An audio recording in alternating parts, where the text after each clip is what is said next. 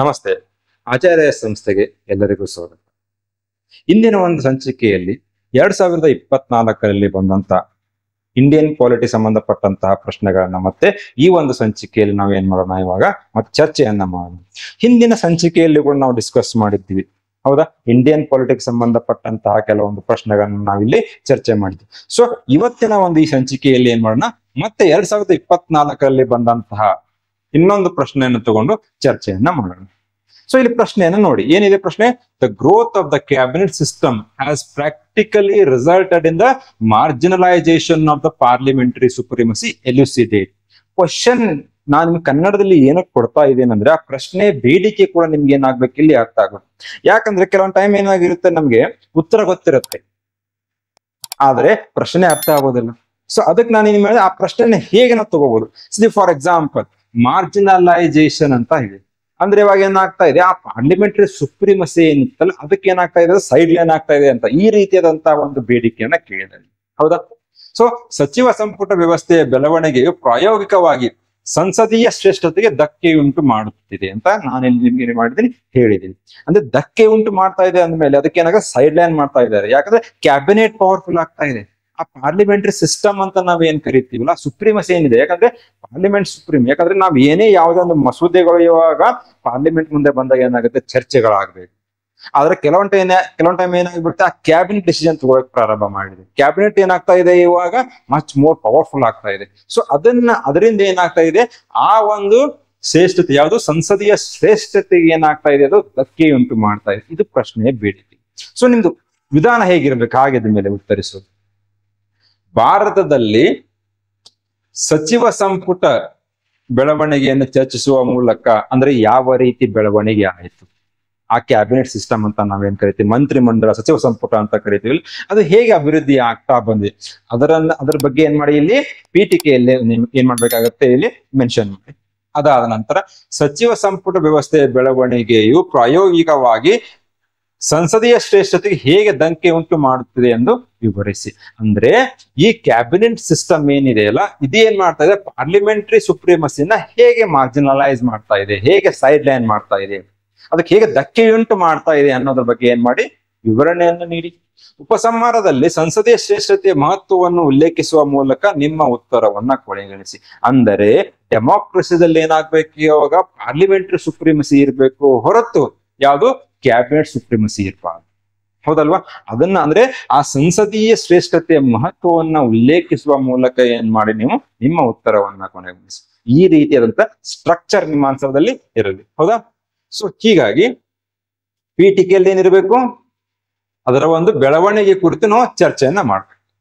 ಭಾರತದಲ್ಲಿ ಸಚಿವ ಸಂಪುಟ ವ್ಯವಸ್ಥೆ ಗಮನಾರ್ಹವಾಗಿ ವಿಕಸನಗೊಂಡಿದೆ. ಅಂದ್ರೆ ಓವರ್ ನೈಟ್ ಬಂದಿಲ್ಲ, ಇದು ಡೇ ಬೈ ಡೇ ಏನಾಗಿದೆ, ಇವಾಲ್ವ್ ಆಗ್ತಾ ಬಂದಿದೆ. ಸಾಮೂಹಿಕ ಜವಾಬ್ದಾರಿಯನ್ನು ಮತ್ತು ಪ್ರಧಾನಮಂತ್ರಿಯನ್ನು ಸಮಾನರಲ್ಲಿ ಮೊದಲಿಗರು ಎಂದು ಪ್ರತಿಪಾದಿಸುತ್ತದೆ. ಫಸ್ಟ್ ಅಮಂಗ್ ದ ಈಕ್ವಲ್ಸ್ ಅಂತ ಕರಿತೀವಿ. ಸಾಮೂಹಿಕ ಜವಾಬ್ದಾರಿ, ಕಲೆಕ್ಟಿವ್ ರೆಸ್ಪಾನ್ಸಿಬಿಲಿಟಿ, ಆರ್ಟಿಕಲ್ 75 ಇದೆ, ಹೌದಾ? ಆದರೆ ಸಂವಿಧಾನದಲ್ಲಿ ಸ್ಪಷ್ಟವಾಗಿ ಉಲ್ಲೇಖಿಸದಿದ್ದರೂ ಈ ವಿಕಸನವು ಕೆಲವೊಮ್ಮೆ ಸಂಸದೀಯ ಶ್ರೇಷ್ಠತೆಗೆ ಧಕ್ಕೆ ಉಂಟು ಮಾಡುತ್ತದೆ. ನಮಗೆ ಎಲ್ಲಿ ಕ್ಯಾಬಿನೆಟ್ ಸಿಸ್ಟಮ್ ಏನಿದೆ ಅದರ ಬಗ್ಗೆ ಎಲ್ಲಿ ನಮಗೆ ಮೆನ್ಷನ್ ಮಾಡಿಲ್ಲ ಸಂವಿಧಾನದಲ್ಲಿ. ಆದರೂ ಏನಿದೆ, ಈ ಒಂದು ಡೆವಲಪ್ಮೆಂಟ್ ಏನಿದೆ ಅಲ್ಲ, ಈ ಒಂದು ಕ್ಯಾಬಿನೆಟ್ ಸಿಸ್ಟಮ್ ಏನಿದೆ ಸಂಸತ್ ಶ್ರೇಷ್ಠತೆಗೆ ಏನ್ ಮಾಡ್ತಾ ಇದೆ, ಧಕ್ಕೆ ಉಂಟು ಮಾಡ್ತಾ ಇದೆ. ಸೊ ಅಂದ್ರೆ ಆ ಒಂದು ಸಚಿವ ಸಂಪುಟದ ಬಗ್ಗೆ ನೀವೇನ್ ಮಾಡಿದ್ರೆ ಸಂಕ್ಷಿಪ್ತವಾಗಿ ಹೇಳಿ, ಹೌದಾ? ಇದಾದ ನಂತರ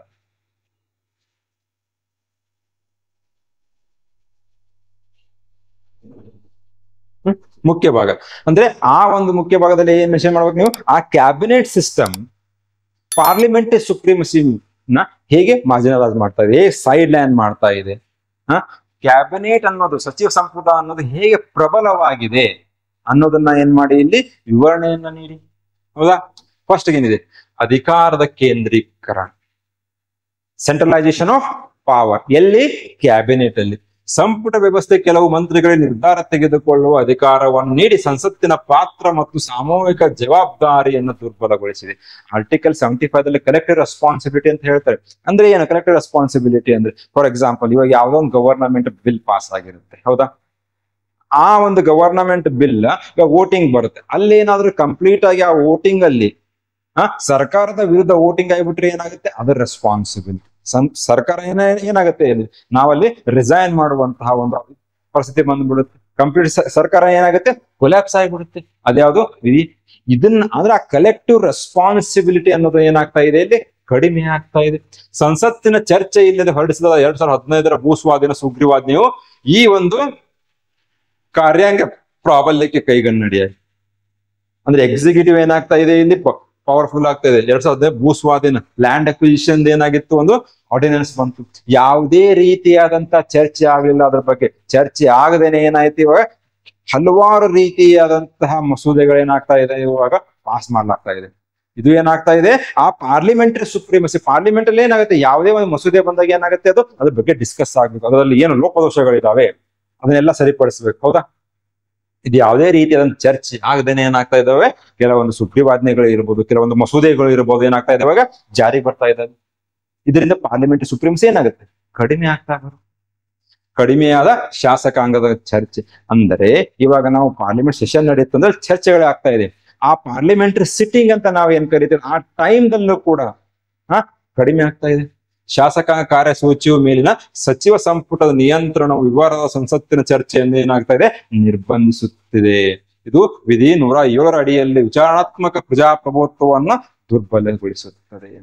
ಉದಾಹರಣೆಗೆ ರಾಷ್ಟ್ರೀಯ ದಂತ ಆಯೋಗ ಕಾಯ್ದೆ 2023 ಕನಿಷ್ಠ ಪರಿಶೀಲನೆಯೊಂದಿಗೆ ಏನಾಯ್ತು, ಅಂಗೀಕರಿಸಲಾಯಿತು.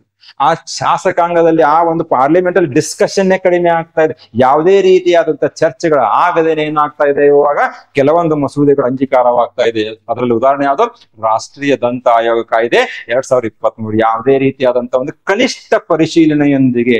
ಯಾಕಂದ್ರೆ ಡಿಸ್ಕಷನ್ ಆದ್ಮೇಲೆ ಏನಾಗುತ್ತೆ, ಅದು ಕೆಲವೊಂದು ಕಮಿಟೀಸ್ ಇರುತ್ತೆ, ಆ ಪಾರ್ಲಿಮೆಂಟರಿ ಕಮಿಟೀಸ್ಗೆ ಏನಾಗುತ್ತೆ, ಆ ಒಂದು ಬಿಲ್ ಆಕ್ಟ್ ನ ಕಳಿಸ್ಕೊಡ್ತಾರೆ. ಅಲ್ಲಿ ಏನಾದ್ರು ಮತ್ತೆ ಕೆಲವೊಂದು ಲೋಪಾದೋಷಗಳಿದ್ರೆ ಅಲ್ಲಿ ತಿದ್ದುಪಡಿ ಆಗುತ್ತೆ. ಆ ಕಮಿಟೀಸ್ ರೆಕಮೆಂಡ್ ಮಾಡ್ತಾರೆ ಇವಾಗ ಈ ರೀತಿ ಬದಲಾವಣೆಗಳನ್ನ ಮಾಡಿ. ಆ ಒಂದು ಸಿಸ್ಟಮೆಟಿಕ್ ಆಗಿ ಏನು ಮುಂಚೆ ನಡೀತಾ ಇತ್ತಲ್ಲ ಪರಿಶೀಲನೆ, ಅದೇನಾಗ್ತಾ ಇದೆ ಇವಾಗ ಕಡಿಮೆ ಆಗ್ತಾ ಬರ್ತಾ ಇದೆ.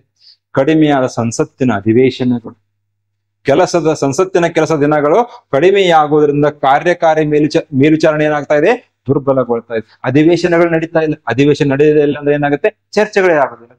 ಯಾವಾಗ ಜಾಸ್ತಿ ಅಧಿವೇಶನಗಳು ನಡೆಯುತ್ತಲ್ಲ, ಯಾವಾಗ ಪಾರ್ಲಿಮೆಂಟರಿ ಸಿಟ್ಟಿಂಗ್ ಜಾಸ್ತಿ ಆಗತ್ತಲ್ಲ, ಅವಾಗ ಏನಾಗುತ್ತೆ, ಯಾವುದೇ ಮಸೂದೆ ಬಗ್ಗೆ ಏನಾಗುತ್ತೆ, ಸಂಪೂರ್ಣವಾಗಿ ಸಮಗ್ರವಾಗಿ ಏನಾಗುತ್ತೆ, ಒಂದು ಚರ್ಚೆಗಳಾಗುತ್ತೆ. ಸೊ ಇಲ್ಲಿ ಏನಾಗ್ತಾ ಇದೆ, ಆ ಮೇಲ್ವಿಚಾರಣೆ ಕಡಿಮೆ ಆಗ್ತಾ ಇದೆ. ಇದು ನಿಯಮಿತ ಅಧಿವೇಶನಗಳಿಗೆ 85ನೇ ವಿಧಿ ಆದೇಶವನ್ನು ದುರ್ಬಲಗೊಳಿಸುತ್ತದೆ. 2020 ಸಂಸತ್ತು ಕೇವಲ 33 ದಿನಗಳ ಕಾಲ ಸಭೆ ಸೇರಿತ್ತು. COVID-19 ಬಂದಿತ್ತು, ಸಾಂಕ್ರಾಮಿಕ ಬಂದಿತ್ತು. ಅದರಲ್ಲಿ ಏನಾಗಿತ್ತು, ಆ ನಿರ್ಣಾಯಕ ಘಟನೆಗಳ ಸಮಯದಲ್ಲಿ ಪರಿಶೀಲನೆ ಸೀಮಿತಗೊಳಿಸಲಾಯಿತು. ನೋಡಿ, ಇವಾಗ 2020 ಕೋವಿಡ್ ಇತ್ತು, ಆ ಟೈಮಲ್ಲಿ ಏನಾಯ್ತು, ಇವಾಗ ಕಡಿಮೆ ಸಮಯ ಏನಾಗಿದ್ದಾರೆ, ಸೇರಿದ್ದಾರೆ. ಅಂದ್ರೆ ಆ ಟೈಮಲ್ಲಿ ಯಾವ ರೀತಿಯಾದಂತ ನಿರ್ಧಾರಗಳನ್ನು ತಗೋಬೇಕು, ನಮ್ಮ ಒಂದು ಕಾರ್ಯವಿಧಾನ ಹೇಗೆ, ಅದು ಡಿಸ್ಕಸ್ ಆಗ್ಬೇಕಾಗಿತ್ತು, ಆಗಲೇ.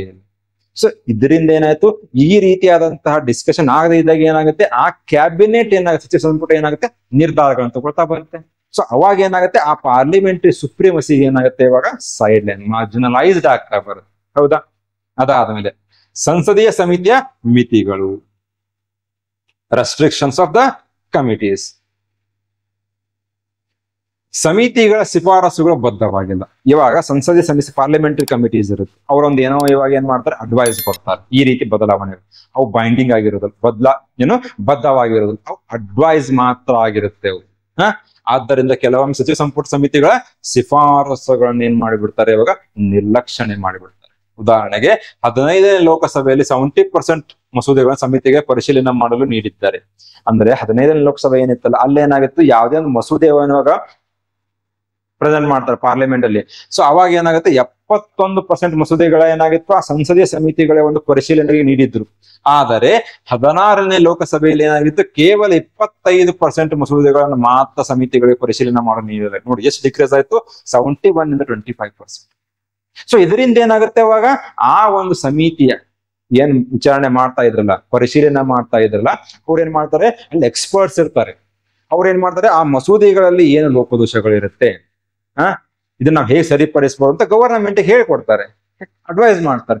ಆದರೆ ಆ ಒಂದು ಮಸೂದೆಗಳನ್ನ ನೀವು ಆ ಸಮಿತಿಗಳ ನೀಡದೇ ಇದ್ದಾಗ ಏನಾಗ್ಬಿಡುತ್ತೆ, ಅಲ್ಲಿ ಯಾವುದೇ ರೀತಿಯಾದಂತಹ ಒಂದು ಸಂಪೂರ್ಣ ಪರಿಶೀಲನೆ ಅನ್ನತ್ತೆ ಆಗೋದೇ ಇಲ್ಲ. ಅದಾದ ನಂತರ ಶಾಸಕಾಂಗದ ಮೇಲೆ ಕಾರ್ಯಾಂಗದ ನಿಯಂತ್ರಣ. ಲೆಜಿಸ್ಲೇಟಿವ್ ಬಾಡಿ ಮೇಲೆ ಏನ್ ಮಾಡ್ತಾ ಇದಾರೆ, ಎಕ್ಸಿಕ್ಯೂಟಿವ್ ಕಂಟ್ರೋಲ್ ಜಾಸ್ತಿ ಆಗ್ತಾ ಇದೆ. ಕಾನೂನು ರಚನೆಯಲ್ಲಿ ಕಾರ್ಯಾಂಗದ ಪ್ರಾಬಲ್ಯ ಖಾಸಗಿ ಸದಸ್ಯರ ಮಸೂದೆಗಳನ್ನು ಮಿತಿಗೊಳಿಸುತ್ತದೆ. ಇವಾಗ ಪ್ರೈವೇಟ್ ಮೆಂಬರ್ಸ್ ಬಿಲ್ ಅಂತ ನಾವು ಓದ್ತೀವಿ ಪಾಲಿಟಿದಲ್ಲಿ, ಹೌದಾ? ಅದು ಏನಾಗ್ತಾ ಇದೆ, ಕಡಿಮೆ ಆಗ್ತಾ ಇದೆ. ಸಂಸತ್ತಿನ ಶಾಸಕಾಂಗ ಸ್ವತಂತ್ರವನ್ನು ತಡೆಯುತ್ತದೆ. 1952ರಿಂದ ಕೇವಲ 14 ಸದಸ್ಯರ ಮಸೂದೆಗಳನ್ನು ಜಾರಿಗೆ ತರಲಾಗಿದೆ. ಡಾಟಾ ಕೊಟ್ಬಿಡಿ ಅಲ್ಲಿ. ಅಂದ್ರೆ ಪ್ರೈವೇಟ್ ಮೆಂಬರ್ಸ್ ಬಿಲ್ ಅಂತ ನಾವ್ ಏನ್ ಕರಿತೀವಲ್ಲ, ಆ ಪ್ರೈವೇಟ್ ಮೆಂಬರ್ ಬಿಲ್ಗಳು ಏನಾಗದೆ ಇವಾಗ ಮಸೂದೆಗಳು ಏನಾಗ್ತಾ ಇದಾವೆ, ಜಾರಿಗೆ ಬರೋದೇ ಕಡಿಮೆ ಆಗ್ತಾ ಇದೆ. ಅಂದ್ರೆ ಓನ್ಲಿ ಕ್ಯಾಬಿನೆಟ್ ಮಿನಿಸ್ಟರ್ಸೇ ಮಾಡ್ಬೇಕು.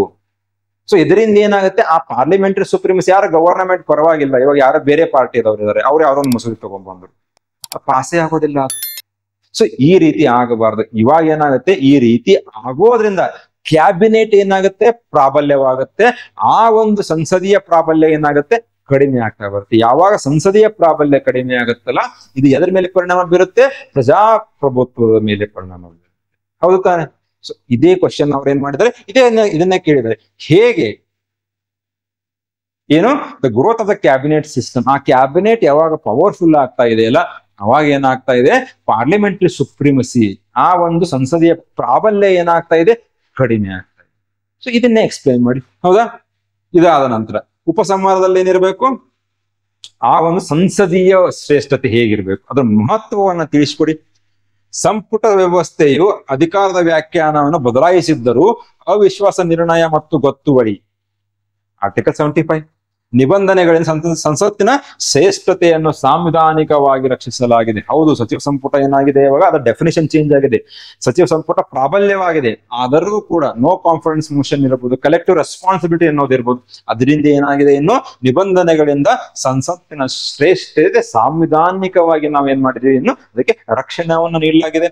2021 ಕೃಷಿ ಕಾನೂನುಗಳಿಂದ ರದ್ದುಗೊಳಿಸುವುದರಿಂದ ಸಂಸತ್ತು ಕಾರ್ಯಾಂಗ ಅಧಿಕಾರವನ್ನು ಪರಿಣಾಮಕಾರಿಯಾಗಿ ಪರಿಶೀಲಿಸಬಹುದು ಎಂದು ತೋರಿಸುತ್ತದೆ. ಫಾರ್ಮ್ ಲಾಸ್ ಅದನ್ನ ಏನ್ ಮಾಡಿದ್ರು, ಗವರ್ನಮೆಂಟ್ ರದ್ದುಗೊಳಿಸಿದ್ರು. ಯಾಕೆ? ಕೆಲವೊಂದು ಕಡೆ ಏನಾಯ್ತು, ಅದ್ರ ಬಗ್ಗೆ ಏನಾಯ್ತು, ವಿರೋಧ ವ್ಯಕ್ತವಾಯಿತು. ಇದು ಆಡಳಿತ ಮತ್ತು ಮೇಲ್ವಿಚಾರಣೆ ನಡುವಿನ ಸಮತೋಲನ ಅಗತ್ಯವನ್ನು ಪ್ರದರ್ಶಿಸುತ್ತದೆ. ಅಂದರೆ ನೀವೆಷ್ಟೇ ಕ್ಯಾಬಿನೆಟ್ ಪವರ್ಫುಲ್ ಆಗ್ತಾ ಬರಲಿ, ಆದರೆ ಅದರ ವಿರೋಧವಂತ ಮಾಡಿದಾಗ ಏನಾಗುತ್ತೆ, ಇದು ಪಾರ್ಲಿಮೆಂಟರಿ ಸುಪ್ರೀಮಸಿಯಲ್ಲಿ ಒಳ್ಳೆ ರೀ ಎಸ್ಟಾಬ್ಲಿಷ್ ಆಗಲೇಬೇಕು. ಯಾಕಂದ್ರೆ ನಮಗೆ ಸಂವಿಧಾನದಲ್ಲಿ ಹಲವಾರು ಕಡೆ ಉಲ್ಲೇಖ ಮಾಡಲಾಗಿದೆ, ಮೆನ್ಷನ್ ಮಾಡಿದ್ದಾರೆ. ಏನಂತ? ಪಾರ್ಲಿಮೆಂಟರಿ ಸುಪ್ರೀಮಸಿ ಬಗ್ಗೆ ಅವಿಶ್ವಾಸ ನಿರ್ಣಯ ಇರಬಹುದು, ಗೊತ್ತುವಳಿ ಇರಬಹುದು, ಹೌದಾ? ಆರ್ಟಿಕಲ್ 75 ಮೆನ್ಷನ್ ಮಾಡಿದ್ರು. ಆದ್ರೆ ಕ್ಯಾಬಿನೆಟ್ ಬಗ್ಗೆ ಪರ್ಟಿಕ್ಯುಲರ್ ಆಗಿ ಎಲ್ಲಿ ಜಾಸ್ತಿ ಮೆನ್ಷನ್ ಮಾಡೇ ಇಲ್ಲ. ಸೊ ಹೀಗಾಗಿ ಏನ್ ಮಾಡೋದು, ಆ ಒಂದು ಯಾವ ಶ್ರೇಷ್ಠತೆ, ಸಂಸದೀಯ ಶ್ರೇಷ್ಠತೆ ಮಹತ್ವವನ್ನು ನೀವೇನ್ ಮಾಡಿ ಇಲ್ಲಿ ತಿಳಿಸ್ಕೊಡಿ, ಹೌದಾ? ಇನ್ನೊಂದು ಪ್ರಶ್ನೆಯನ್ನು ತಗೋಣ. ಏನಿದೆ, the duty of controller and auditor general is not merely to ensure the legality of expenditure but also its ಪ್ರೊಪ್ರೇಟರಿ.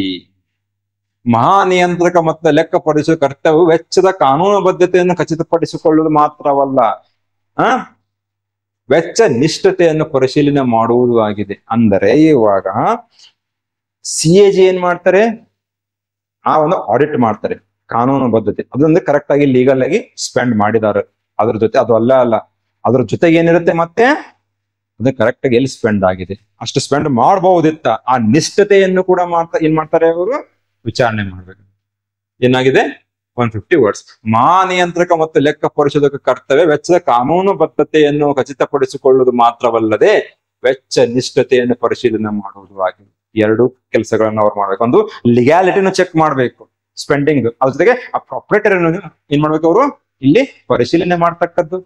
So ಉತ್ತರಿಸುವ ವಿಧಾನದಲ್ಲಿ ಹೇಗಿರ್ಬೇಕು, ಪೀಠಿಕೆಯಲ್ಲಿ ಮಹಾನಿಯಂತ್ರಕ ಮತ್ತು ಲೆಕ್ಕ ಪರಿಶೋಧಕರ ಬಗ್ಗೆ ಸಂಕ್ಷಿಪ್ತವಾಗಿ ಉಲ್ಲೇಖಿಸಿ, ಯಾವ ಆರ್ಟಿಕಲ್ ಯಾವ ಭಾಗದಲ್ಲಿದೆ ಅನ್ನೋದ್ರ ಬಗ್ಗೆ ಏನ್ ಮಾಡಿ, ಆ ಒಂದು CAG ಬಗ್ಗೆ ಏನ್ ಮಾಡಿ ಇಲ್ಲಿ ಮೆನ್ಷನ್ ಮಾಡಿ.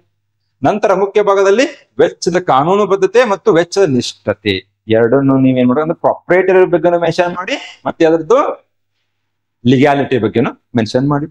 ಉಪಸಂಹಾರದಲ್ಲಿ ಭಾರತ ಆರ್ಥಿಕ ವ್ಯವಸ್ಥೆಯಲ್ಲಿ ಅವರ ಪಾತ್ರದ ಬಗ್ಗೆ ಉಲ್ಲೇಖಿಸುವ ಮೂಲಕ ಉತ್ತರವನ್ನ ಕೊನೆಗೊಳಿಸಿ. ಅಂದ್ರೆ ಇಂಡಿಯಾದ ಎಕಾನಾಮಿಕ್ ಸಿಸ್ಟಮ್ ಅಲ್ಲಿ ಅವರ ಪಾತ್ರ, ಆ ವ್ಯವಸ್ಥೆಯಲ್ಲಿ ಅವರ ಪಾತ್ರವನ್ನ ಉಲ್ಲೇಖಿಸುವ ಮೂಲಕ ಏನ್ ಮಾಡ್ಬೇಕು, ಉತ್ತರವನ್ನ ಕೊನೆಗೊಳಿಸಿ. ಅಲ್ಲಿ ಕೂಡ ಏನಿದೆ, 150 ವರ್ಡ್ಸ್ಗೆ ಅಂತ ಹೇಳಲಾಗಿದೆ, ಹೌದಾ? ಸೊ ಪೀಠಿಕೆ ಏನಿರ್ಬೇಕು ನಿಮ್ದು, ಅವರ ಬಗ್ಗೆ ಉಲ್ಲೇಖ ಮಾಡಿ. 148ನೇ ವಿಧಿ ಇದೇನಿದೆ, CAG ಬಗ್ಗೆ ಹೇಳುತ್ತೆ. ಅಡಿಯಲ್ಲಿ CAG ಪಾತ್ರವು ಕಾನೂನು ಮೇಲ್ವಿಚಾರಣೆಯನ್ನು ಮೀರಿ ಕಾನೂನು ಮೇಲ್ವಿಚಾರಣೆ ಅಂದ್ರೆ ಅದನ್ನ ಏನೋ ಎಕ್ಸ್ಪೆಂಡಿಚರ್ ಆಗಿರುತ್ತೆ. ಅದ್ರ ಮೇಲ್ವಿಚಾರಣೆ ಮೀರಿ ಸರ್ಕಾರಿ ವೆಚ್ಚದ ಔಚಿತ್ಯವನ್ನು ಪರಿಶೀಲಿಸುವವರೆಗೂ ವಿಸ್ತರಿಸುತ್ತದೆ. ಅಂದರೆ ನಿಧಿಯನ್ನು ಕೇವಲ ಕಾನೂನುಬದ್ಧವಾಗಿ ಮಾತ್ರವಲ್ಲ, ಬುದ್ಧಿಪೂರ್ವಕವಾಗಿ ಮತ್ತು ನಿಗದಿತ ಉದ್ದೇಶಕ್ಕಾಗಿ ಬಳಸಲಾಗುತ್ತೆ ಎಂಬುದನ್ನು ಪರಿಶೀಲನೆ ಮಾಡುವ ಜವಾಬ್ದಾರಿಯನ್ನ ಹೊಂದಿದ್ದಾರೆ. ಅಂದ್ರೆ ಇವಾಗ ಆಲ್ರೆಡಿ ಸ್ಪೆಂಡ್ ಆಗಿದೆ, ಸ್ಪೆಂಡ್ ಆದ್ಮೇಲೆ ಅದನ್ನ ಕರೆಕ್ಟ್ ಆಗಿ ಸ್ಪೆಂಡ್ ಮಾಡಿದೀವಿ ಇಲ್ಲ, ಅದೇ ಉದ್ದೇಶಕ್ಕಾಗಿ ಅದನ್ನ ಬಳಕೆ ಮಾಡಿದಾರೋ ಇಲ್ಲ ಬೇರೆ ಉದ್ದೇಶಗಳ ಬಳಕೆ ಮಾಡಿ ಪ್ರತಿಯೊಂದನ್ನು ಪರಿಶೀಲನೆ ಮಾಡುವಂತಹ ಕಾರ್ಯ ಯಾರ್ದು ಇವಾಗ? ಕಂಟ್ರೋಲರ್ ಮತ್ತೆ ಆಡಿಟರ್ ಜನರಲ್. 148ನೇ ವಿಧಿ ಏನಿರುತ್ತೆ, ಆ CAG ಪಾತ್ರ ಏನು, ಅವ್ರು ಯಾವ ರೀತಿಯಾದಂತ ಕಾರ್ಯವಿಧಾನದಲ್ಲಿ ಅವರು ತಮ್ಮನ್ನು ತಾವು ತೊಡಗಿಸಿಕೊಳ್ಳುತ್ತಾರೆ ಅನ್ನೋದ್ರ ಬಗ್ಗೆ ಏನ್ ಮಾಡಿ ಉಲ್ಲೇಖ ಮಾಡಿ. ಅದಾದ ನಂತರ ವೆಚ್ಚದ ಕಾನೂನುಬದ್ಧತೆ ಏನ್ ಮಾಡ್ಬೇಕು ನೀವು, ಹೇಗೆ ಅವ್ರು ಪರಿಶೀಲನೆ ಮಾಡ್ತಾರೆ, ಅದನ್ನು ಹೇಗೆ ಖಚಿತಪಡಿಸ್ತಾರೆ. 226 ಅಡಿಯಲ್ಲಿ ಭಾರತ ಸಂಚಿತ ನಿಧಿಯಿಂದ ಮಾಡಿದ ವೆಚ್ಚವನ್ನು ಪರಿಶೀಲನೆ ಮಾಡುತ್ತೆ. 266 ಕನ್ಸಾಲಿಡೇಟೆಡ್ ಫಂಡ್ ಆಫ್ ಇಂಡಿಯಾ ಅಂತ ಇದೆ. ಅಲ್ಲಿ ಕೆಲವೊಂದು ಆ ಫಂಡ್ ಇಂದ ಏನ್ ಮಾಡ್ತಾರೆ, ಇವಾಗ ರಾಷ್ಟ್ರಪತಿಗಳ ಪರವಾನಗಿ ತಗೊಂಡು ಅದರಿಂದ ನಿಧಿಯನ್ನು ತಗೊಂಡು ಸ್ಪೆಂಡ್ ಮಾಡಿರ್ತಾರೆ. ಹೌದಾ? ಆ ನಿಧಿ ಇಲ್ಲಿ ತಗೊಂಡ ದುಡ್ಡಂತ ಮಾಡಿದ ವೆಚ್ಚವನ್ನು ಅವ್ರು ಏನ್ ಮಾಡ್ತಾರೆ, ಇವಾಗ ಪರಿಶೀಲನೆ ಮಾಡೋದು. ಉದಾಹರಣೆಗೆ ಯಾವ್ದೋ ಒಂದು ಸ್ಯಾಲ್ರಿ ಕೊಡ್ಬೇಕಾಗಿರುತ್ತೆ ಅಂತ ಇಟ್ಕೊಳ್ಳಿ, ಆ ಸ್ಯಾಲ್ರಿ ಇರ್ಬೋದು, ಇಲ್ಲ ಯಾವುದೇ ಒಂದು ಪ್ರೋಗ್ರಾಮ್ ಇರುತ್ತೆ, ಆ ಪ್ರೋಗ್ರಾಮ್ದಲ್ಲಿ ಸ್ಪೆಂಡ್ ಮಾಡಿರ್ತಾರೆ ಇವಾಗ. ಹೌದಾ? ಏನು ಇವಾಗ ದುಡ್ಡನ್ನ ಖರ್ಚು ಮಾಡಿದಾರಲ್ಲ, ಅದು ಯಾವ ಉದ್ದೇಶಕ್ಕಾಗಿ ಮಾಡಿದ್ದಾರೆ, ಆ ಕನ್ಸಾಲಿಡೇಟೆಡ್ ಫಂಡ್ ಆಫ್ ಸಂಚಿತ ನಿಧಿಯಲ್ಲಿ ಏನು ಇವಾಗ ಕೆಲವೊಂದು ವೆಚ್ಚವನ್ನ ಮಾಡಿದಾರಲ್ಲ ಅದ್ರ ಬಗ್ಗೆ ಏನ್ ಮಾಡ್ತಾರೆ, ಅವರು ಆಡಿಟಿಂಗ್ ಮಾಡ್ತಾರೆ, ಪರಿಶೀಲನೆ ಮಾಡ್ತಾರೆ. ಅದ್ರ ಉದ್ದೇಶದ ಹಿಂದೆ ಇದ್ದಂತ ನಿಷ್ಠತೆ ಇರ್ಬೋದು, ಅದನ್ನ ಅವ್ರು ಏನ್ ಮಾಡ್ತಾರೆ ಇವಾಗ ಇಲ್ಲಿ ಪರಿಶೀಲನೆ ಮಾಡಲಾಗುತ್ತೆ. ಅದಾದ ನಂತರ CAG ವಾರ್ಷಿಕ ಲೆಕ್ಕ ಪರೀಕ್ಷಾ ವರದಿಗಳು ಮತ್ತು ಸರ್ಕಾರ ಯೋಜನೆಗಳ ಆರ್ಥಿಕ ಮತ್ತು ಕಾರ್ಯನಿರ್ವಹಣಾ ಪ್ರಾಮಾಣಿಕತೆಯನ್ನು ಮೌಲ್ಯಮಾಪನ ಮಾಡುತ್ತಾರೆ. ಲೆಕ್ಕ ಪರೀಕ್ಷಾ ವರದಿಗಳು ಇವಾಗ ಯಾವುದೇ ಒಂದು ಪಬ್ಲಿಕ್ ಸೆಕ್ಟರ್ ಅಂಡರ್ಟೇಕಿಂಗ್ ಇರುತ್ತೆ, PSU ಅಂತ ನಾವೇನ್ ಕರಿತೀವಲ್ಲ ಅದರದ್ದು. ಅದಾದ್ರೆ ಸರ್ಕಾರ ಯೋಜನೆಗಳು ಇರುತ್ತೆ, ಪ್ರಧಾನಮಂತ್ರಿ ಗ್ರಾಮ ಸಡಕ ಯೋಜನೆ ಇರ್ಬೋದು, ಮನ್ರೇಗಾ ಇರ್ಬೋದು, ಅಲ್ಲೂ ಕೂಡ ಸ್ಪೆಂಡ್ ಮಾಡಿರ್ತಾರೆ. ಅದರ ಪ್ರಾಮಾಣಿಕತೆಯನ್ನು ಮೌಲ್ಯಮಾಪನ ಮಾಡಿ. ಉದಾಹರಣೆಗೆ ಮಹಾತ್ಮ ಗಾಂಧಿ ರಾಷ್ಟ್ರೀಯ ಗ್ರಾಮೀಣ ಉದ್ಯೋಗ ಖಾತರಿ ಯೋಜನೆ ಅಡಿಯಲ್ಲಿ ಮಾಡಿದ ಸಂಪನ್ಮೂಲ ದುರುಪಯೋಗವನ್ನು ಬೆಳಕಿಗೆ ತಂದಿದ್ದಾರೆ. ಅಂದ್ರೆ ಮನ್ರೇಗಾದಲ್ಲಿ ಕೆಲವೊಂದು ಏನಾಯ್ತು, ಇವಾಗ ಕರಪ್ಷನ್ ಆಗಿತ್ತು, ಭ್ರಷ್ಟಾಚಾರ ಆಗಿತ್ತು. ಯಾವಾಗ ಇವರು ಅದರ ಬಗ್ಗೆ ಪರಿಶೀಲನೆ ಮಾಡಿರಲ್ಲ, ಆ ಒಂದು ಕೆಲವೊಂದು ಕಡೆಯಲ್ಲಿ ಏನಾಗಿದೆ, ಇವಾಗ ಭ್ರಷ್ಟಾಚಾರ ನಡೆದಿದೆ ಅನ್ನೋದು ಏನಾಗಿದೆ ಬೆಳಕಿಗೆ ಬಂದಿದೆ. ಸೊ ಆ ಕಾನೂನು ಬದ್ಧ ಲಿಗ್ಯಾಲಿಟಿನ ಏನ್ ಮಾಡ್ತಾ ಇದ್ರೆ ಚೆಕ್ ಮಾಡ್ತಾ ಇದ್ದಾರೆ. ಈ ರೀತಿಯಾದಂತ ಆಡಿಟ್ ಮಾಡೋದ್ರಿಂದ ಏನಾಯ್ತು, ಸಂಪನ್ಮೂಲ ರಿಸೋರ್ಸ್ ಅಲೋಕೇಶನ್ ಅಲ್ಲಿ ಏನಾಗಿದೆ, ಇವಾಗ ಕೆಲವೊಂದು ಭ್ರಷ್ಟಾಚಾರ ನಡೆದಿದೆ, ಆ ಅಲೋಕೇಶನ್ ಅಲ್ಲೇನೆ ದುರುಪಯೋಗ ಪಡ್ಕೊಂಡಿದ್ದಾರೆ ಅನ್ನೋದು ಏನಾಗಿದೆ ಬೆಳಕಿಗೆ ಬಂದಿದೆ. ಅದಾದ ನಂತರ ಸರಕು ಮತ್ತು ಸೇವಾ ತೆರಿಗೆ GST ನಂತಹ ತೆರಿಗೆ ಕಾನೂನುಗಳನ್ನು ಒಳಗೊಂಡಂತೆ ಸರ್ಕಾರದ ವಹಿವಾಟುಗಳು ಶಾಸನಬದ್ಧ ಅಗತ್ಯತೆಗೆ ಅನುಗುಣವಾಗಿರುವುದನ್ನು ಖಚಿತಪಡಿಸುತ್ತಾರೆ. ಅಂದ್ರೆ ಇವಾಗ GST ಕಲೆಕ್ಷನ್ ಇರುತ್ತೆ, ಅದು ಕಾನೂನುಗಳನ್ನು ಒಳಗೊಂಡಂತೆ ಸರ್ಕಾರ ವಹಿವಾಟುಗಳು ಶಾಸನಬದ್ಧವಾಗಿದ್ದಾವ. ಯಾವುದು ಇವಾಗ ಗವರ್ನಮೆಂಟ್ ಏನಾದ್ರು ಟ್ರಾನ್ಸಾಕ್ಷನ್ ಮಾಡ್ತಾ ಇರುತ್ತೆ, ಅದು ಕೂಡ ಶಾಸನಬದ್ಧವಾಗಿ ಅದರ ಅಗತ್ಯತೆಗಳಿಗೆ ಏನಾಗಿದೆ, ಅದು ಅನುಗುಣವಾಗಿದೆಯೋ ಇಲ್ಲ, ಅದು ಕೂಡ ಅವ್ರು ಏನ್ ಮಾಡ್ತಾರೆ ಇವಾಗ ಆ ಒಂದು ಗವರ್ನಮೆಂಟ್ ಟ್ರಾನ್ಸಾಕ್ಷನ್ಸ್ ಲೀಗಾಲಿಟಿನೂ ಕೂಡ ಅವ್ರು ಏನ್ ಮಾಡ್ತಾರೆ ಇವಾಗ ಇಲ್ಲಿ ಪರಿಶೀಲನೆ ಮಾಡ್ಬೇಕಾಗತ್ತೆ. CAG ವರದಿಗಳನ್ನು ಸಾರ್ವಜನಿಕ ಲೆಕ್ಕಪತ್ರ ಸಮಿತಿ, ಯಾವುದು ಪಬ್ಲಿಕ್ ಅಕೌಂಟ್ಸ್ ಕಮಿಟಿ ಪರಿಶೀಲಿಸಿ ಸರ್ಕಾರದ ಹೊಣೆಗಾರಿಕೆಯನ್ನು ಖಚಿತಪಡಿಸುತ್ತೆ. ಉದಾಹರಣೆಗೆ 2G ಸ್ಪೆಕ್ಟ್ರಮ್ ಪ್ರಕರಣ. ಹೌದಾ?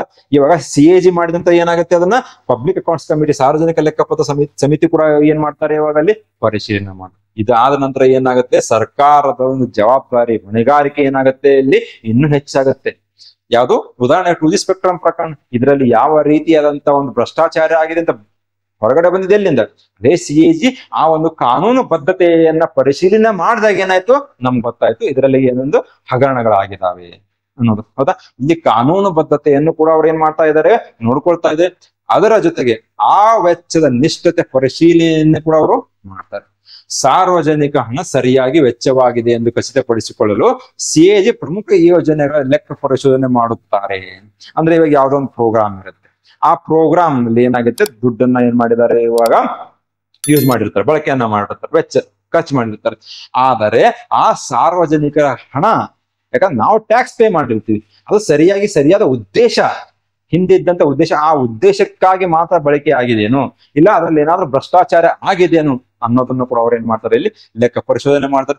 ಉದಾಹರಣೆಗೆ ಸ್ವಚ್ಛ ಗಂಗಾ ಯೋಜನೆ ಮೇಲಿನ ನಿಧಿಯ ಬಳಕೆ ಮತ್ತು ಪರಿಸರದ ಮೇಲೆ ಅದರ ಪರಿಣಾಮಗಳನ್ನ ಪರಿಶೀಲನೆ ಮಾಡಿದ್ರು. ಅಂದರೆ ಇವಾಗ ಅವರು ಕಾನೂನು ಬದ್ಧತೆ ಅಂದ್ರೆ ಲಿಗ್ಯಾಲಿಟಿ ಯಾವ್ದ್ರ ಮೇಲೆ ಸ್ಪೆಂಡ್ ಮಾಡಿದ ಅನ್ನೋದ್ರ ಜೊತೆಗೆ ಯಾವ ಉದ್ದೇಶವನ್ನ ಇಟ್ಕೊಂಡು ಸ್ಪೆಂಡ್ ಮಾಡಿದ ಅದೇ ಉದ್ದೇಶಕ್ಕಾಗಿ ಅದು ಬಳಕೆ ಆಗಿದೆಯೇನೋ ಇಲ್ಲೂ ಅನ್ನೋದನ್ನು ಕೂಡ ಆ ಒಂದು ನಿಷ್ಠತೆ ಅಂತ ನಾವೇನ್ ಕರೀತೀವಲ್ಲ ಅದನ್ನು ಕೂಡ ಅವ್ರು ಏನ್ ಮಾಡ್ತಾರೆ ಇಲ್ಲಿ ಪರಿಶೀಲನೆ ಮಾಡಲಾಗತ್ತೆ. ಸಾರ್ವಜನಿಕ ನಿಧಿಯ ನೈತಿಕ ಮತ್ತು ಸೂಕ್ತ ಬಳಕೆಯನ್ನು ಖಚಿತಪಡಿಸಿಕೊಳ್ಳಲು ಸಿಎಜಿ ವಿಶೇಷವಾಗಿ ಮಂತ್ರಿಗಳ ವಿವೇಚನಾ ವೆಚ್ಚವನ್ನು ಪರಿಶೀಲನೆ ಮಾಡುತ್ತಾರೆ. ಅಂದ್ರೆ ಪ್ರತಿ ವರ್ಷ ಏನಾಗುತ್ತೆ, ಇವಾಗ ನಾವು ಮೆಂಬರ್ಸ್ ಆಫ್ ಪಾರ್ಲಿಮೆಂಟ್ ಅಂತ ನಾವು ಏನ್ ಕರಿತೀವಿ, ಎಂಪಿಸ್ ಏನಾಗುತ್ತೆ, ಹಣವನ್ನು ನೀಡಲಾಗುತ್ತೆ ತಮ್ಮ ಮತಕ್ಷೇತ್ರದಲ್ಲಿ ಕೆಲವೊಂದು ಅಭಿವೃದ್ಧಿ ಕಾರ್ಯಕ್ರಮಗಳನ್ನ ಮಾಡ್ಲಿಕ್ಕೆ. ಇವಾಗ ಅವರು ಕೂಡ ಏನ್ ಮಾಡಿರ್ತಾರೆ, ಮಂತ್ರಿಗಳು ಏನ್ ಮಾಡಿರ್ತಾರೆ, ಇವಾಗ ತಮ್ಮ ಮತಕ್ಷೇತ್ರದಲ್ಲಿರ್ಬೋದು, ಇಲ್ಲ ತಮ್ಮ ಜುರಿಸ್ಡಿಕ್ಷನ್ ಇರ್ಬೋದು, ಇಲ್ಲ ತಮ್ಮ ಇಲಾಖೆಗಳಿಗೆ ಸಂಬಂಧಪಟ್ಟಂತೆ ಇವಾಗ ಕೆಲವೊಂದು ವೆಚ್ಚವನ್ನ ಮಾಡಿರ್ತಾರೆ. ಹೌದಾ? ಆ ವೆಚ್ಚವನ್ನ ಅಂದ್ರೆ ಅವ್ರ ಡಿಸ್ಕ್ರಿಷನರಿ ಪವರ್ ಅವ್ರೆಲ್ಲಾದ್ರೂ ಅವ್ರು ಬಳಕೆ ಮಾಡ್ಬೋದು. ಆ ಎಲ್ಲಾದ್ರೂ ಅಂತ ಹೇಳ್ಬಿಟ್ಟು ತಮ್ಮ ಮನೆಗೆ ಬಳಕೆ ಮಾಡೋದಲ್ಲ, ಜನರ ಒಂದು ಹಿತಾಸಕ್ತಿಗಾಗಿ, ಜನರ ಒಂದು ಕಲ್ಯಾಣಕ್ಕಾಗಿ ಬಳಕೆ ಮಾಡ್ಬೇಕು ತಾನೇ.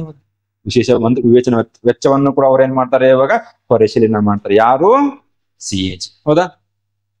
ನೆಕ್ಸ್ಟ್ ಏನಿದೆ, ಡೆಲ್ಲಿ ಮೆಟ್ರೋ ನಿಗಮದ ಪ್ರಕಟಿತ ಲೆಕ್ಕ ಪರಿಶೋಧನೆಯಲ್ಲಿ ಕಂಡು ಬರುವಂತೆ ಲೆಕ್ಕ ಪರಿಶೋಧನೆಗಳನ್ನು ಸಾರ್ವಜನಿಕಗೊಳಿಸುವ ಮೂಲಕ ಸರ್ಕಾರಿ ವೆಚ್ಚದಲ್ಲಿ ಪಾರದರ್ಶಕತೆಯನ್ನು ಖಚಿತಪಡಿಸುವ ಸಿಎಜಿ ಪ್ರಮುಖ ಪಾತ್ರ.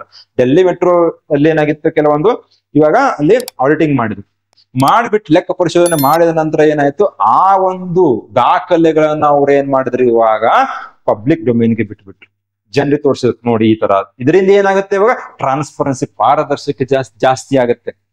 ಯಾವಾಗ ನೀವು ಪಾರದರ್ಶಕ ಜಾಸ್ತಿ ಆಗುತ್ತಲ್ಲ ಅವಾಗ ಏನಾಗುತ್ತೆ, ಸರ್ಕಾರದ ಮೇಲೆ ಇರುವಂತ ಜವಾಬ್ದಾರಿ, ಹೊಣೆಗಾರಿಕೆ ಇನ್ನೂ ಹೆಚ್ಚಾಗುತ್ತೆ. ಅವ್ರು ಅವಾಗ ಏನ್ ಮಾಡುತ್ತೆ, ಸರ್ಕಾರ ಏನ್ ಮಾಡುತ್ತೆ, ಜವಾಬ್ದಾರಿಯುತವಾಗಿ ಕೆಲಸ ಮಾಡ್ಲಾಗುತ್ತೆ.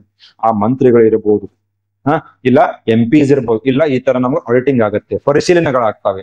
ಸೊ ಹೀಗಾಗಿ ನಾವೇನ್ ಮಾಡ್ತೀವಿ, ಇವಾಗ ನಿಷ್ಠತೆಯಿಂದ ಕೆಲಸ ಮಾಡಬೇಕು ಅನ್ನುವಂತ ಜವಾಬ್ದಾರಿ ಏನಾಗುತ್ತೆ ಆ ಒಂದು ಸರ್ಕಾರಕ್ಕೆ ಬರುತ್ತೆ. ಇದರಿಂದ ಏನಿದೆ, ಆ ಒಂದು ಪಾರದರ್ಶಕತೆಯನ್ನು ಸ್ಥಾಪಿಸುವಲ್ಲಿ ಸಿಎಜಿ ಒಂದು ಪ್ರಮುಖ ಪಾತ್ರವನ್ನ ವಹಿಸ್ತಾರೆ.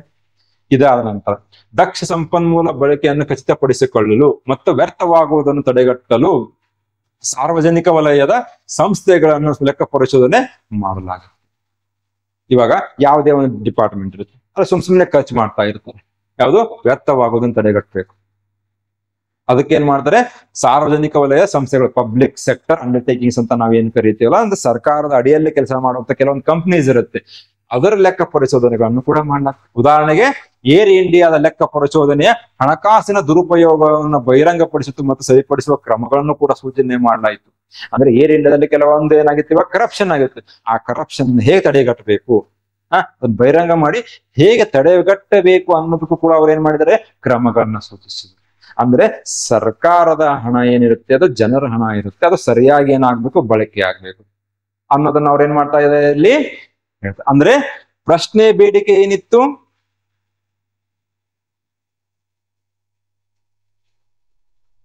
Not to ensure legality but also it's proprietary. ಅಂದ್ರೆ ಕಾನೂನು ಬದ್ಧತೆಯನ್ನು ಅವ್ರು ಕಾಪಾಡ್ತಾ ಅಂದ್ರೆ ಲಿಗ್ಯಾಲಿಟಿ ಎಲ್ಲಿ ಸ್ಪೆಂಡ್ ಮಾಡ್ತಾ ಇದ್ದಾರೆ ಅನ್ನೋದನ್ನು ನೋಡೋದ್ರ ಜೊತೆಗೆ ಏನ್ ಮಾಡ್ತಾ ಇದ್ದಾರೆ, ಆ ಒಂದು ಸ್ಪೆಂಡ್ ಮಾಡೋ ಹಿಂದೆ ಇದ್ದಂತ ಉದ್ದೇಶ ಏನು, ಹೇಗೆ ಸ್ಪೆಂಡ್ ಮಾಡಿದ್ದಾರೆ, ಅಷ್ಟು ಖರ್ಚು ಆಗಬೇಕು ಆಗಬಾರ್ದು ಅದು ಅನ್ನೋದನ್ನ ಕೂಡ ಯಾರು ಮಾಡ್ತಾರೆ, ಇವಾಗ ಪರಿಶೀಲನೆ ಸಿಎಜಿ ಕಂಪ್ಟ್ರೋಲರ್ ಆಡಿಟರ್ ಜನರಲ್ ಮಾಡ್ತಾ ಇದ್ದಾರೆ. ಹೌದಾ? ಎರಡನ್ನು ಹೇಳಿದ್ರೆ, ಇವಾಗ ಒಂದೇನು ಅದರದ್ದು ಕಾನೂನು ಬದ್ಧತೆಯನ್ನು ಕೂಡ ಅವ್ರು ಖಚಿತಪಡಿಸ್ತಾರೆ, ಅದರ ಜೊತೆಗೆ ಅದರ ಒಂದು ನಿಷ್ಠತೆಯನ್ನು ಕೂಡ ಅವ್ರು ಏನ್ ಮಾಡ್ತಾರೆ, ಇವಾಗ ಖಚಿತಪಡಿಸ್ತಾರೆ. ಉಪಸಂಹಾರದಲ್ಲಿ ಸಾರ್ವಜನಿಕ ನಿಧಿ ಕಾನೂನುಬದ್ಧ ಮತ್ತು ಪರಿಣಾಮಕಾರಿ ಬಳಕೆಯನ್ನು ಖಚಿತಪಡಿಸಿಕೊಳ್ಳುವ ಮೂಲಕ ಸಿಎಜಿ ಆರ್ಥಿಕ ಹೊಣೆಗಾರಿಕೆಯನ್ನು ಎತ್ತಿ ಹಿಡಿತಾರೆ. ಅಂದರೆ ಆರ್ಥಿಕವಾಗಿ ನಮ್ಗೇನು ಜವಾಬ್ದಾರರಾಗಿರ್ಬೇಕು ನಾವು, ಯಾಕಂದ್ರೆ ಸಾರ್ವಜನಿಕರ ಹಣ. ಸೊ ಹಾಗಾಗಿ BR ಅಂಬೇಡ್ಕರ್ ಕೂಡ ಹೇಳಿದ್ದಾರೆ ಏನಂತ, ಸಂವಿಧಾನದ ಅಡಿಯಲ್ಲಿ ಸಿಎಜಿ ಅತ್ಯಂತ ಪ್ರಮುಖ ಅಧಿಕಾರಿ. ಯಾಕಂದ್ರೆ ಜನರ ಹಣವನ್ನ ಅವ್ರೇನ್ ಮಾಡ್ತಾ ಇದ್ದಾರೆ, ಇವಾಗ ರಕ್ಷಿಸ್ತಾ ಇದ್ದಾರೆ. ಪಾರದರ್ಶಕತೆ ಮತ್ತು ಆರ್ಥಿಕ ಸ್ಥಿರತೆಯನ್ನು ಉತ್ತೇಜಿಸುವ ಕಾನೂನು ಮತ್ತು ನೈತಿಕ ಲೆಕ್ಕ ಪರಿಶೋಧನೆಯ ಮೂಲಕ ಸಾರ್ವಜನಿಕ ಸಂಪನ್ಮೂಲಗಳನ್ನು ರಕ್ಷಿಸ್ತಾರೆ. ಅವರು ಪ್ರಮುಖ ಅಧಿಕಾರಿಗಳಾಗಿದ್ದಾರೆ. ಯಾಕೆ? ಕಾನೂನು ಮತ್ತು ನೈತಿಕ ಲೆಕ್ಕ ಪರಿಶೋಧನೆ ಮೂಲಕ ಸಾರ್ವಜನಿಕ ಸಂಪನ್ಮೂಲಗಳನ್ನು ಅವ್ರೇನ್ ಮಾಡ್ತಾ ಇದ್ದಾರೆ, ರಕ್ಷಣೆಯನ್ನ ಮಾಡ್ತಾ ಇದ್ದಾರೆ. ಈ ರೀತಿಯಾಗಿ ಏನ್ ಮಾಡಿ ಉಪಸಂಹಾರದಲ್ಲಿ ಉಲ್ಲೇಖವನ್ನ ಮಾಡಿಬಿಡಿ. ಹೌದಾ? ಸೊ ಮುಂದಿನ ಸಂಚಿಕೆಯಲ್ಲಿ ಏನ್ ಮಾಡೋಣ, ಮತ್ತೆ 2024ರಲ್ಲಿ ಬಂದಂತ ಮತ್ತೆ ಏನ್ ಕೆಲವೊಂದು ಇಂಡಿಯನ್ ಪೊಲಿಟಿಕ್ಸ್ ಸಂಬಂಧಪಟ್ಟಂತ ಪ್ರಶ್ನೆಗಳನ್ನ ತಗೊಂಡೇನ್ ಮಾಡೋಣ, ಡಿಸ್ಕಸ್ ಮಾಡೋಣ. Okay, thank you.